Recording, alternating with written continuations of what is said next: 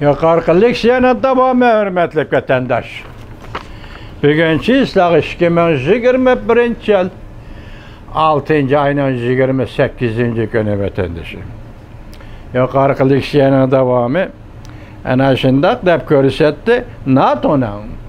Endi en çok yani ittifakı azad devletler, mesela Yaponiya, Avustralya hem de Yeni Zelandiya qatarlıq devletler bilen siyasi diyalogu ve ameli hemkarlık, ortak bir xatarlik ve prinsipine asas kılgan halkara tertipte ilgili sürüş planını ilan kıldı.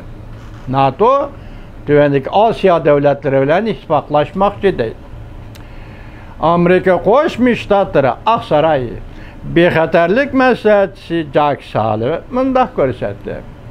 Amerika NATO'ya əza başqa dövlətlərin 2022 il ötküzülüdüğün NATO'nun yuqarı dərəcəliklə yığınında strategilik baş proqramı NATO strategilik hükümü özgərtib Cungo'nun xərəstəriğə taqabıl turuşunu bu hükümdən işçiге elip gördü. Elip kırmız kilerciler. Şeyin Hong bu doğurdu mundak görsetti. NATO'nun bundak ifade bildirişini normal değişki buludu. NATO'nun katibi Stoltenberg köp yıllardan beri NATO'nun Amerika bilen zıt ittifaklaşıp NATO kurallık kuvvetlerini endi Tinç Okyanı rayonuna sürüp gelişine izcel teşebbüs kılıp gelgen. En tipik bulgan bir iş şu oldu ki nöbette cümleden Angliya, Fransa, Katarlık Amerika'dan başka NATO'ya azad devletle Cenubi Deniz meselesiyle arılışığı başladı. Şeyin Hong bundak görsetti. Avrupa, Yaponiya qatarlıq devletlerinin kanuni cəhətdə Cenubi Deniz meselesi bilen hiç kanda alakası yok.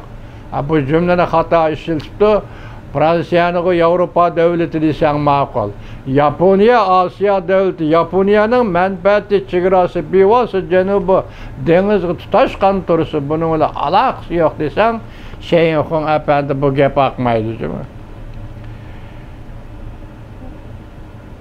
Evet cümlede Angliya, Fransa, Katarlık Amerika'dan başka NATO'ya azad devletler Cenubi Deniz meselesiyle arılışığı başladı.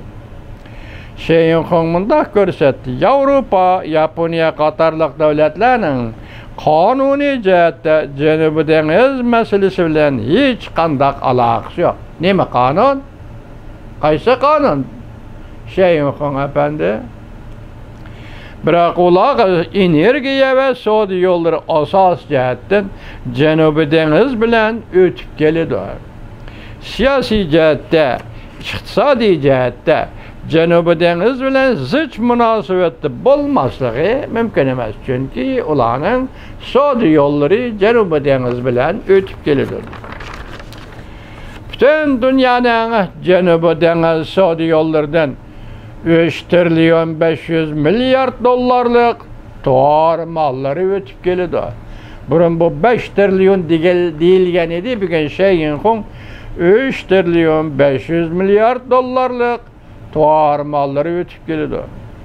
Çünkü Cenubi Deniz'i kontrol kılgan aman Avrupa ve Yaponiya için aytkanda buran çapkan yetip kelgen boludu, değişki boludu.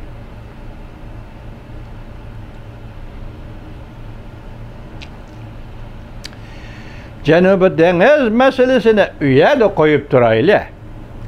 Avrupa Cungo'ya rastlı işinemdi. Ula Cungo'dan hakikaten hatırcam bolalamdı. Kuriyani alaylı. Kuriya neymiş ki? Amerika'ya bu derecede yakın bulup gitti. Kuriya'nın Amerika'nın Kuriya'ya yakın buluşu bu tabii. Şeyin Hong efendi. Bu tabii noktadaki iş. Umumen aytkanda növbette G'arbga Cungo'ga qarşı front ve Amerika Qo'shma Shtatlarining prezidenti Joe Biden qat'iy niyatga keldiki, ular Amerika va taraqqiy qilgan dengiz okean davlatlari cho'qim darajada Yevropa ittifoqiga a'zo davlatlarni qo'shganda ular amaliy kuch ishlatib Jungo bilan raqobatlashib Jungoni yengishimiz kerak deb hisobladi. Ya'ni mundaq aytganda ular Jungoni uzul kesal mag'lub qilmoqchi bo'ldi. Bu ma'nodan aytganda navbatda Amerika Jungo munosabati. Bu ma'nodan aytganda navbatda Amerika Jungo munosabati yeni so'q munosabatlar urushi davri holatida turibdi. Barg'ansiri jiddiylashayotgan, barg'ansiri kaskinlashayotgan geopolitik raqobat bugun Amerika bilan Jungo o'rtasida o'tirg'i chiqdi. Bir takrorlab o'taymiz jumlani juma vatandosh. Barg'ansiri jiddiylashayotgan, barg'ansiri kaskinlashayotgan geopolitik raqobat bugun Amerika bilan Jungo o'rtasida o'tirg'i chiqdi. Geopolitik raqobat degan nima? Masalan, Tayvan masalasi bo'yicha raqobat, Hong Kong masalasi bo'yicha raqobat, Uyg'uriston masalasi bo'yicha raqobat, Tibet masalasi bo'yicha raqobat. Chunki bular rayondarlik o'rinlar va rayondarlik masalalar. Shunga geopolitik masalalar. Demak, Amerika Qo'shma Shtatlar bilan Jungo o'rtasida bugun Amerika bilan Jungo o'rtasida bu geopolitik raqobat o'tirg'i chiqdi deydi.